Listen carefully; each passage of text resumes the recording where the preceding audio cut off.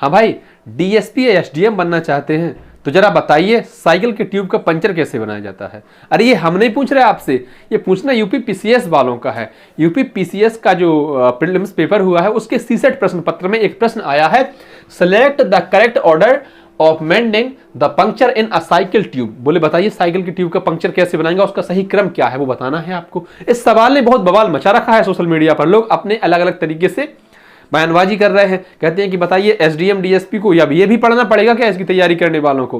पर मेरे विचार में यह एक बहुत ही सामान्य सा और साधारण सा प्रश्न है।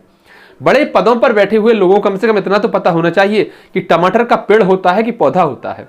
दिया तले अंधेरे वाली कहावत सिद्ध नहीं होनी चाहिए।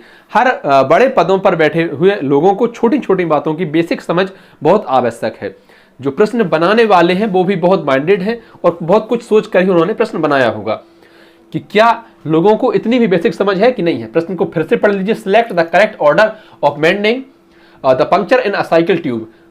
अब इसके जो 4 क्रम दे रखे हैं, wait for material to dry, पदार्थ के सूखने का इंतजार करेंगे नहीं भाई।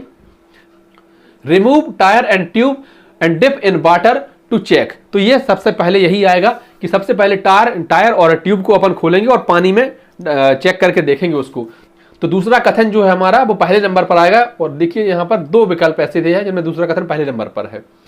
फिर अपन आगे क्या करेंगे, fix the tyre and tube नहीं, mark the spot and apply puncture mending material. हाँ, उस जगह को जहां पर पंक्चर है, लीकेज हो रही है, उसको चिन्हित करेंगे और अपनी प्रक्रिया आगे बढ़ाएंगे।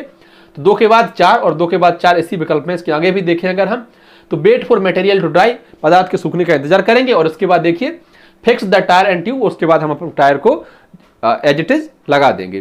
तो ये इसका साधारण सा जवाब है और मेरे विचार में यह कोई बहुत बड़ा इशू नहीं है, एक नॉर्मल सा प्रश्न है। बड़े बड़े पदों पर बैठे हुए लोगों को इतनी बेसिक सी बातें जरूर आनी चाहिए। धन्यवाद प्यारे भाइयों बहनों।